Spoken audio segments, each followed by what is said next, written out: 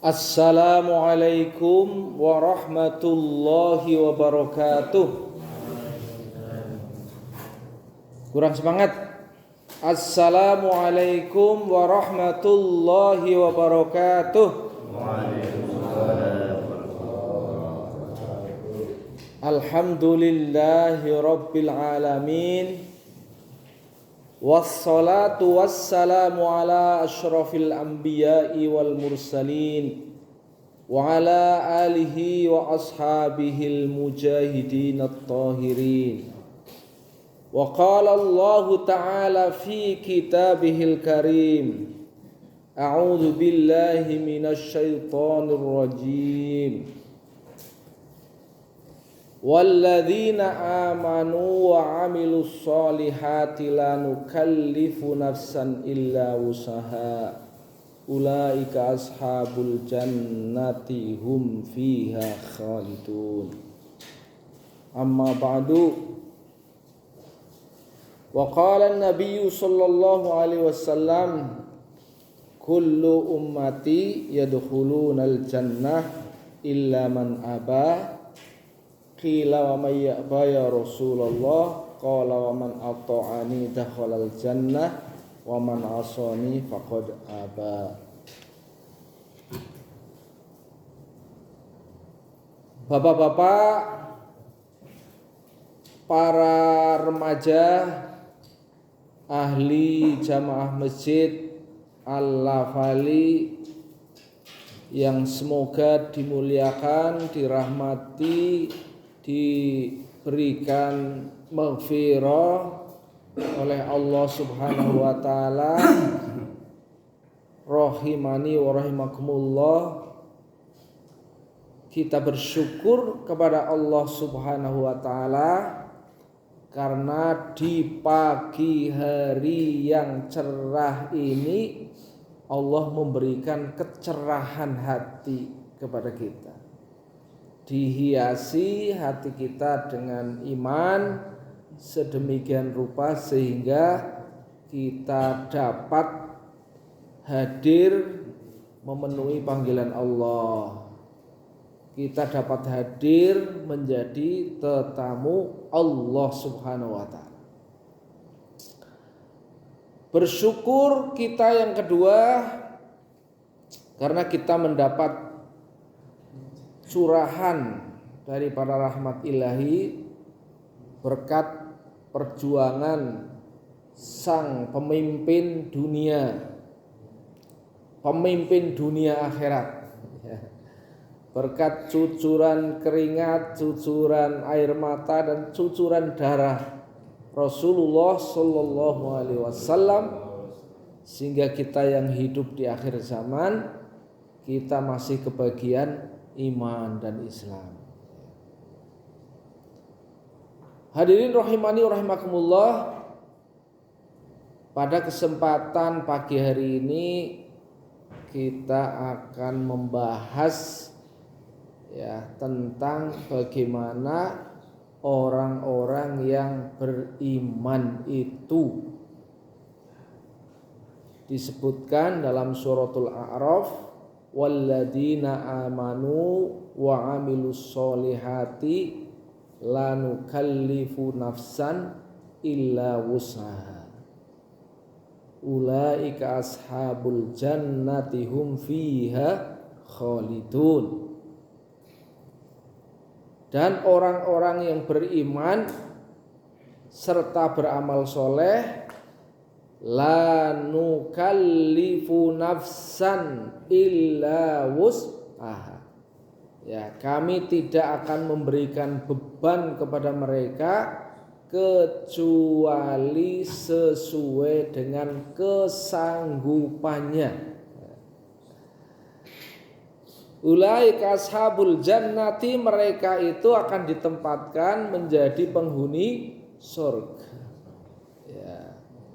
Hum fiha khalidun, mereka akan kekal di dalamnya. Mari kita bahas bahwa salah satu janji Allah terhadap orang-orang yang beriman, beramal soleh. Ya. Allah tidak akan memberikan beban dalam diri mereka kecuali sesuai dengan kesanggupannya. Kita hidup di dunia itu tidak pernah akan lepas dari permasalahan. Bahkan permasalahan yang paling berat ditimpakan kepada orang-orang yang imannya paling sempurna. Para nabi, para rasul itu adalah orang-orang yang ditarget oleh Allah sebagai orang-orang yang akan mendapatkan ujian yang paling berat. Kemudian setelahnya lagi. Perbedaannya apa? Perbedaannya orang-orang yang imannya sempurna, orang-orang yang imannya tingkat tinggi itu menerima ujian itu mereka hadapi dengan keimanannya.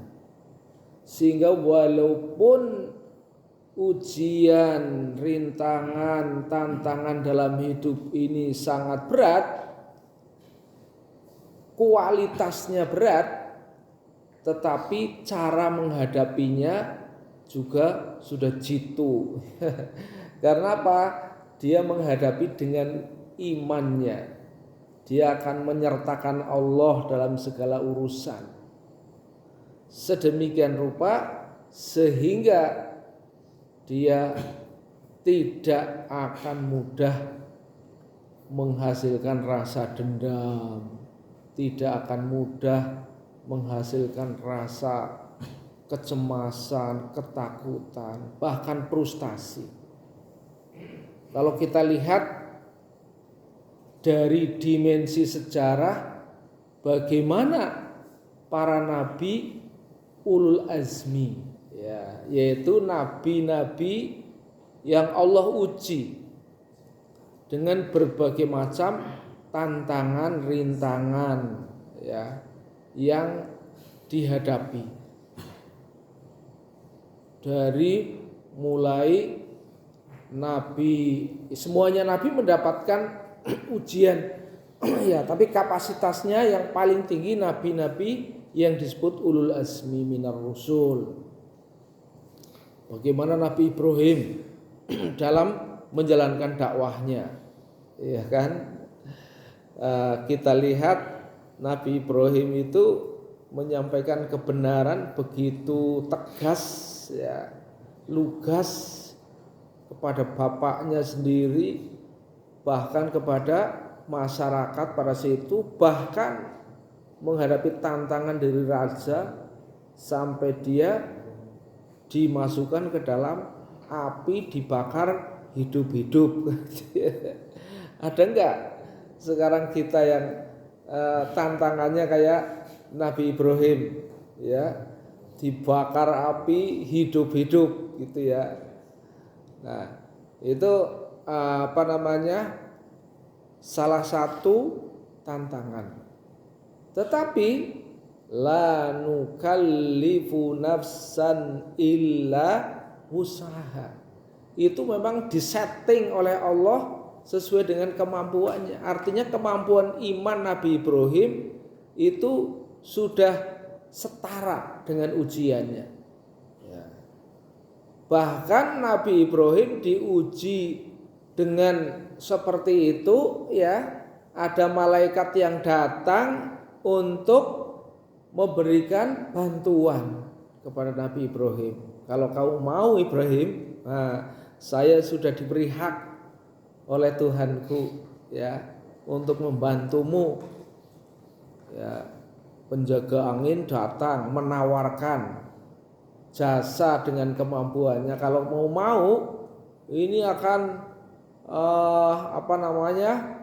didatangkan angin sehingga padam langsung api itu, kabur mengenai mereka. Kalau kamu mau ya, Ibrahim, malaikat penjaga hujan menawarkan nanti akan itu hujan dan seterusnya ya. Tapi apa kata Nabi Ibrahim? Nabi Ibrahim menjawab, hasbi Allah, cukuplah Allah menjadi penolongku. Ditawari bantuan, dia sudah hatinya cukup Allah yang membantuku. Itu kan kapasitas iman yang sudah sempurna kan itu ya. Begitu juga nabi-nabi ulul azmi yang lain ya. Bahkan ada yang digergaji ya. Nabi Muhammad adalah salah satu nabi yang luar biasa menghadapi daripada ujian-ujian. Bukan Allah tidak mampu membiarkan Nabi Muhammad SAW ketika dakwah ke Taif ya, dilempari oleh anak-anak kecil, diusir sampai namanya batu itu melayang ke tubuhnya. Tai onta sudah berkali-kali itu kan diludahi. Begitu rupa, bukan Allah tidak tahu ya. Allah tahu, bahkan di hadapan Allah Subhanahu wa taala memberikan ujian yang seperti itu. Nah, kita terkadang walaupun ujiannya kecil gitu ya, tetapi karena kita cara menghadapinya tidak dengan iman ya, menghadapinya dengan nafsu gitu ya, sehingga menjadi sangat berat ya, menghasilkan kehidupan yang sangat berat, bahkan merasa seperti menyalahkan Allah. Allah kok perlakukan aku seperti ini ya? Apa enggak kasihan sama aku? Aku kok dihinakan ya Allah. Jadi seolah-olah yang disalahkan Allah. Karena apa? Kita tidak menghadapi masalah dengan iman ya. Jadi malah balik yang disalahkan Allah. Akhirnya apa yang dibenci Allah? Ya sudahlah kalau gitu aku ngapain sholat, nggak perlu. Jadi akhirnya sholat ditinggalkan, timbulnya rasa benci, dendam, menghinakan diri, ya. Karena apa? Kita tidak menghadapi masalah dengan imannya. Walaupun permasalahan kita tidak seberat, ya, jauh daripada masalah-masalah yang diberikan oleh para nabi-nabi terdahulu. Tapi karena ya kita menghadapi dengan kadar iman kita atau tidak menggunakan iman untuk menyelesaikan masalah, jadi berat ya. Hadirin rahimani rahimakumullah. Padahal ujian itu juga sama diberikan kepada kita dan orang-orang terdahulu sebelum kita. Satu hari ya, ini Nabi Zakaria ya, itu kan diuji oleh Allah sampai umur 90 tahun itu belum punya anak. Bahkan istrinya Zakaria sudah bilang terhadap dirinya sendiri, saya mandul gitu ya. Bagaimana tidak, karena sudah berumur sampai setua itu belum punya keturunan ya. Maka dia menjustifikasi saya mandul itu ya. Tetapi apa yang dilakukan oleh Nabi Zakaria, dia telah menyempurnakan usaha dan menyempurnakan doa kepada Allah. Tidak pernah frustasi, walaupun secara akal sudah tidak mungkin. Bagaimana mungkin sudah umur 90 tahun? Ya, mungkin sudah bengkok kalau ukuran kita ya. Ya. Tapi Masya Allah, karena apa?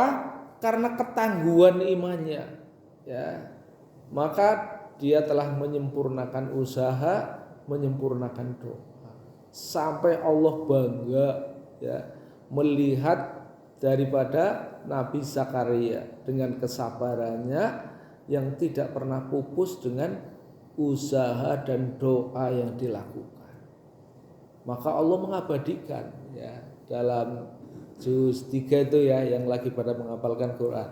Hunalika da'a Zakaria rabbah qala rabbi habli min ladunka dzurriyyatan thayyibah innaka sami'ud du'a. Ya. Jadi Allah mengabadikan bagaimana Allah Subhanahu wa taala sangat bangga ya dengan perilaku Zakaria yang tidak pernah pupus, tidak pernah putus asa dalam berusaha, sehingga satu hari ini doa ini diabadikan. Hunalika da'a Zakaria. Di sanalah Nabi Zakaria berdoa. Qala dia berdoa, Robbi Tuhan, habli berikanlah kepadaku ya Tuhan, milladunka dzurriyyatan thayyibah, yaitu diberi daripada keturunan anak yang baik. Innaka antas sami'ud du'a, innaka sami'ud du'a. Sungguhnya engkau adalah mendengar doa-doa kami. Maka doa yang dipanjatkan berdua, doa yang dipanjatkan dengan sungguh-sungguh, ya, doa yang dipanjatkan terus-menerus, tentu usaha yang dilakukan itu pada akhirnya Allah Subhanahu wa taala memberikan.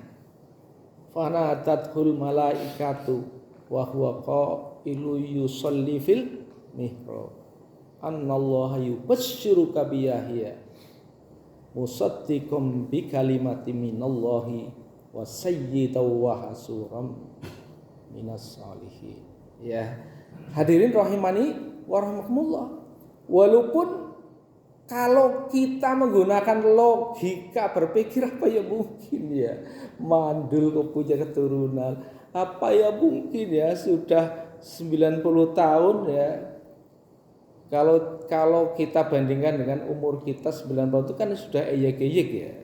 Eyek-eyek. Tapi begitulah Allah Subhanahu wa taala dengan kekuatannya memberikan kepada Zakaria, yaitu melalui malaikat ya. Allah memberikan kabul doamu, memberikan kabar gembira akan datangnya anak keturunan ya yang bernama Yahya. Hadirin rahimani wa rahimakumullah. Jadi seberat apapun ujian yang dihadapi oleh manusia itu tidak bisa dibandingkan dengan kekuatan dan kemahabesaran Allah. Jadi kalau kita tidak menyertakan Allah dalam doa-doa kita kan mudah berfrustasi. Karena apa? Kita mengukur diri kita ya. Jadi kadang-kadang orang itu tidak mengukur kekuatan Allah, tapi mengukur diri kita sehingga mudah frustasi. Alah. Kalau sudah Allah gitu ya, mudah frustasi. Sehingga memotong rantai kekuatan dan kekuasaan Allah. Padahal Allah Subhanahu wa taala tidak ada yang di sisi Allah itu sesuatu yang tidak mungkin ya. Bagi Allah semuanya mungkin. Inilah yang disebut kekuatan sabar. Kadang-kadang kekuatan sabar itu memang ya mudah diucapkan tapi sulit dipraktekkan. Tetapi kalau kita ya menggunakan kekuatan Allah, menggunakan metode iman gitu ya, maka akan menjadi selesai. Itu yang pertama. Yang kedua analisisnya gini. Kita itu generasi kita, ya mungkin saya lah ya. Ya, itu mungkin orang tua kita, keluarga kita belum terbiasa ketika kita masih kecil berkembang hingga besar tidak biasa menanamkan cinta kepada akhirat. Itu ya. Coba sekarang kita ingat-ingat untuk diri kita saja, ataupun untuk anak-anak kita. Ya, kita refleksikan diri. Mana yang sudah kita berikan kepada anak-anak kita hingga berkembang besar untuk cinta kepada akhirat. Ya, ini sekarang saya akan bertanya. Coba ya, mana yang lebih sering ditanamkan oleh orang tua kita kepada kita atau kita kepada anak-anak kita tentang surga. Ya. Cita-citamu apa, Nak? Ya. Cita-citamu apa, Nak? Ya, pernah nggak kita sebagai orang tua atau kita sebagai anak ditanya cita-citamu apa, Nak? Pasti jawab anak itu adalah perkara dunia. Saya pengen jadi dokter, hebat, ya gitu. Saya ingin jadi tentara, hebat. Pernah nggak cita-citamu apa, Nak? Saya pengen jadi dokter. Ya, bagus. Tapi dokter yang ahli surga. Lalu kalau anak yang cerdas, apa itu surga? Surga itu kerajaan yang dimana kamu minta sesuatu, apa yang diminta langsung datang.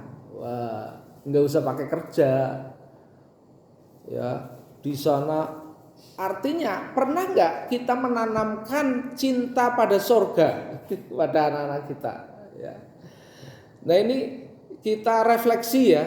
Dulu ketika kita kecil sampai sebesar ini, atau kita sekarang yang sudah jadi mbah, ya kita refleksikan bagaimana cara menanamkan daripada kekuatan akhirat dalam anak cucu kita. Ya. Cita-cita mbah mau pengen jadi penghuni surga. Apa itu surga, mbah? Misalnya gitu ya. Kalau anak cerdas, kalau enggak bisa dituntun gitu ya. Cita-cita mbah sih pengen jadi penghuni surga, karena di surga dia apa saja bisa kita minta. Kita ceritakan kehebatan surga yang dapat memberikan kesan kepada anak bahwa saya juga pengen kayak mbah lah, saya juga pengen. Nah ini kan kita belum sungguh-sungguh ya metode menanamkan akhirat ya. Bahkan sekarang terobsesi hampir semua orang tua, obsesinya adalah dunia. Bahkan untuk mendapatkan itu semua apa saja dilakukan. Ya. Itu karena memang kecintaan orang akhir zaman ini kebanyakan memang dunia. Bagaimana menanamkan kecintaan akhirat? Bahwa cita-cita tertinggi saya mendapatkan ridho dari Allah. Hampir sudah tidak ada lagi dalam kenyataannya. Ini hanya kata-kata. Bagaimana implementasinya dalam kehidupan sulit ya. Bagaimana ya memberikan cita-cita kepada anak kita, cita-cita saya adalah penghuni surga. Nah, itu ya. Atau cita-cita saya akan bertemu dengan Allah. Kan itu ya.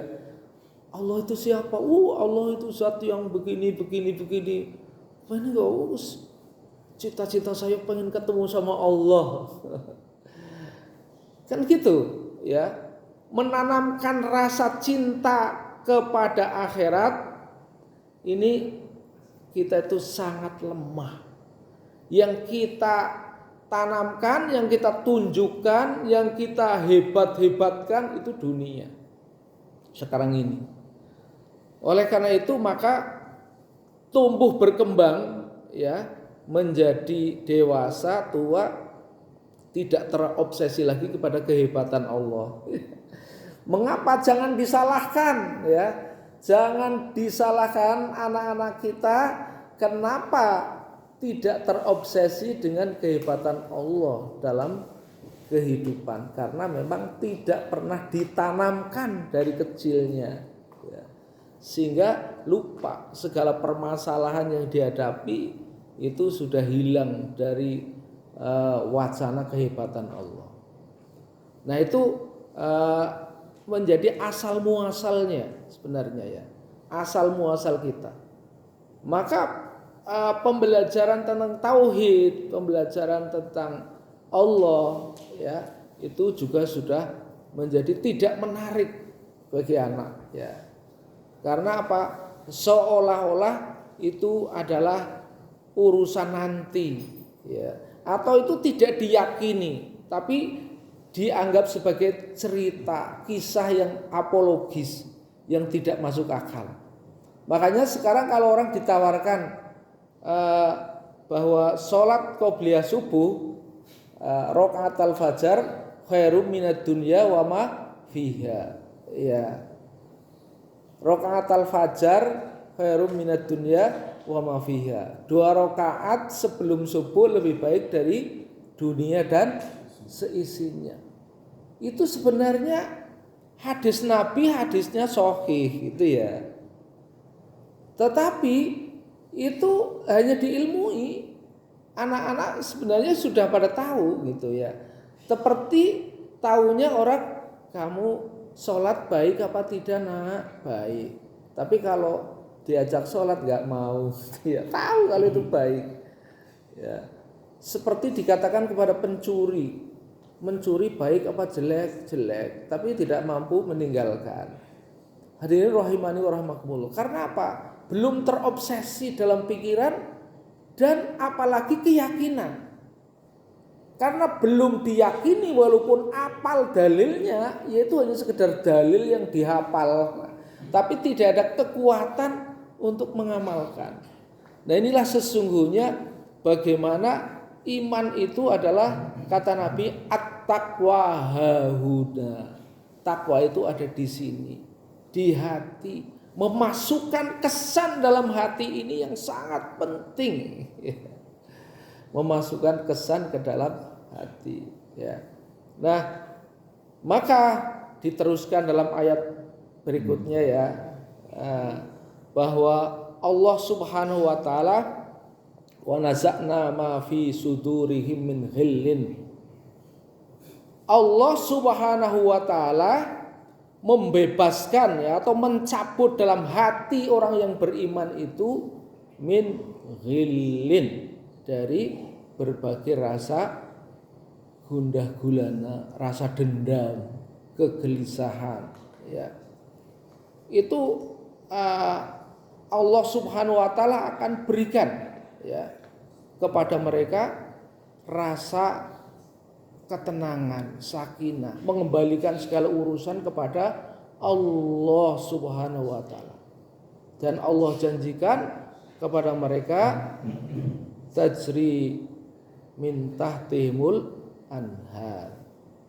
Nanti dimasukkan ke dalam surga itu adalah surga yang di bawahnya mengalir sungai-sungai.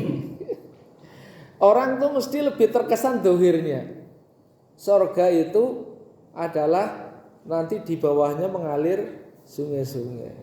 Yang terkesan dohirnya, saya akan membuat gambaran surga, kan itu. Sekarang kan banyak orang bikin taman yang di bawahnya sungai-sungai. Wah, saya sudah mendapatkan baunya surga.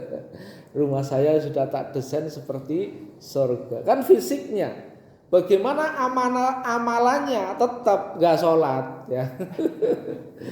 Jadi hadirin rahimani wa rahimakumullah, orang tidak berpikir bahwa untuk menggapai surga ya, wanudu uristumuha bima kuntum ta'malun, tidak menggapai dengan apa yang harus kita kerjakan ya. Padahal surga itu diwariskan kepada orang-orang yang karena dia mengerjakan amal-amal soleh. Wanutu uristumuha. Allah Subhanahu wa taala akan mewariskan surga itu kepada orang-orang yang ta'malun. Mereka bekerja keras, beramal ya untuk Allah Subhanahu wa taala, bukan mimpi-mimpi. Ya. Hadirin rahimani wa rahimakumullah. Jadi itu ya. Makanya orang-orang nanti kalau sudah dimasukkan ke dalam surga, Alhamdulillahilladzi hadana li hada wa ma kunna linahtadiya laula an hadanallah. Itu harus kita garis bawahi, ya. Segala puji bagi Allah yang tidak menunjukkan aku jalan sehingga saya sampai ke tempat ini, yaitu ke surga. Jadi dalam hal ini rasa syukur penghuni surga yang luar biasa yang telah merasa ditunjukkan oleh Allah ke surga. Wah, alhamdulillah saya sampai di tempat ini, sampai di surga. Tempat yang dulu saya cita-citakan, gitu ya. Tempat yang teristimewa, kan gitu.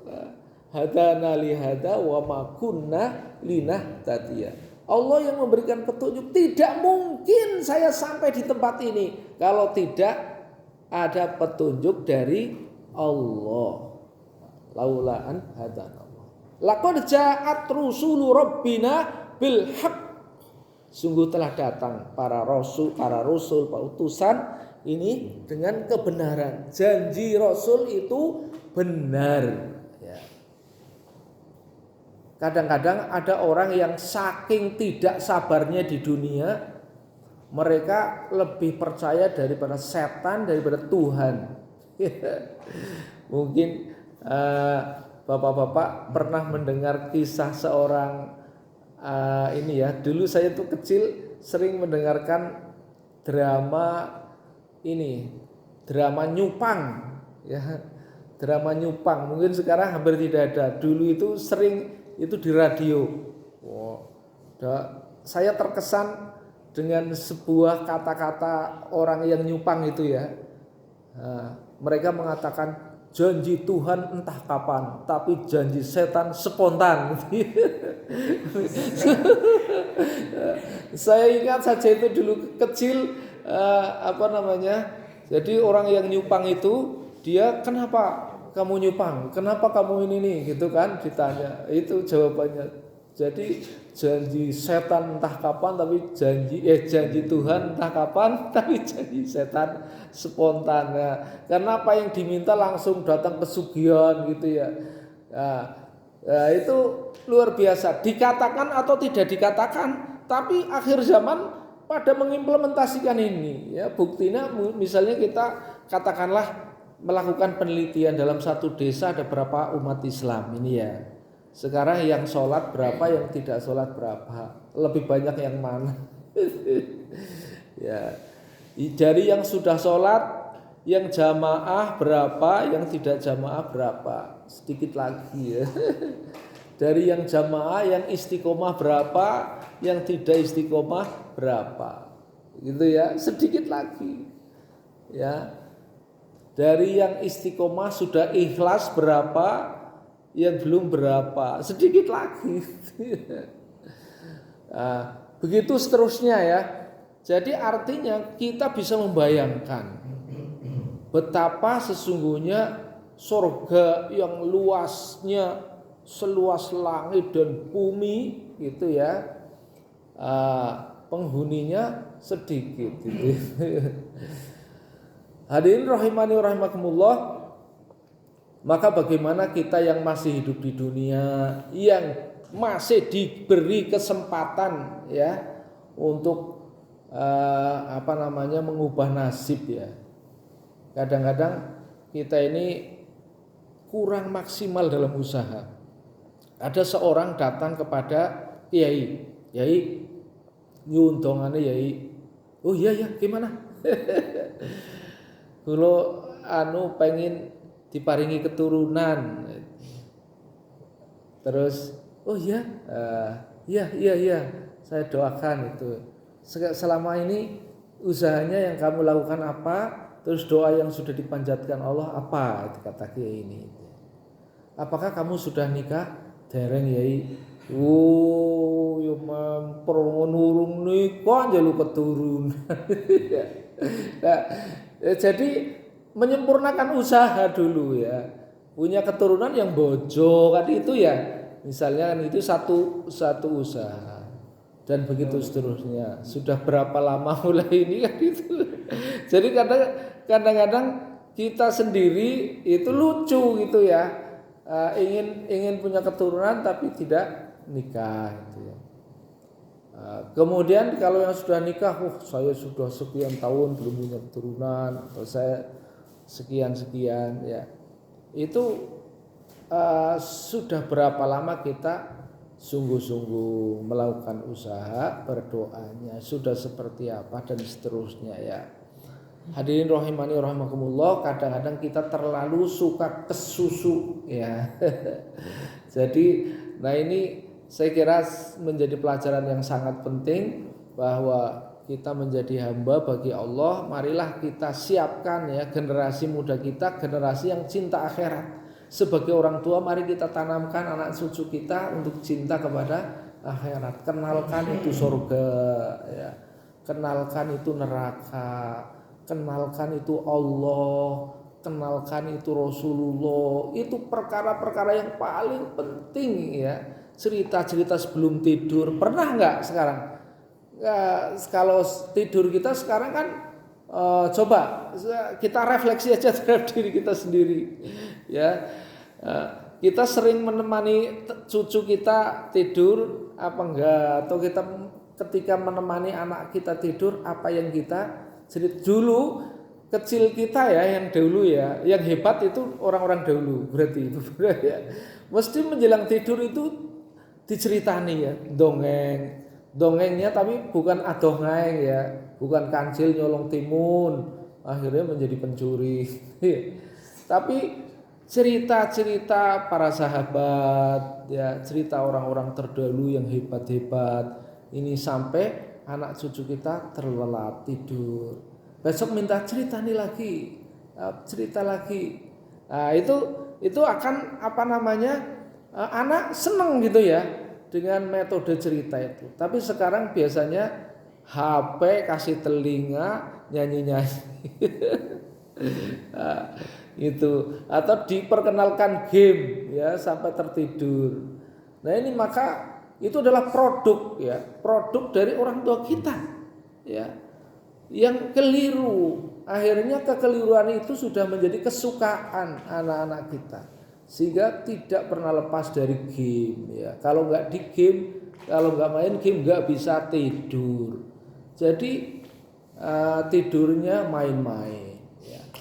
Itu anak sekarang kebanyakan begitu, karena kita juga punya andil kesalahan ya dalam mendidik anak kita. Ya, semoga Allah Subhanahu wa taala memberi hidayah kepada kita ke jalan yang benar. Terima kasih atas perhatian. Mohon maaf atas segala kekurangan. Billahi taufik wal hidayah. Wassalamualaikum warahmatullahi wabarakatuh. Waalaikumsalam.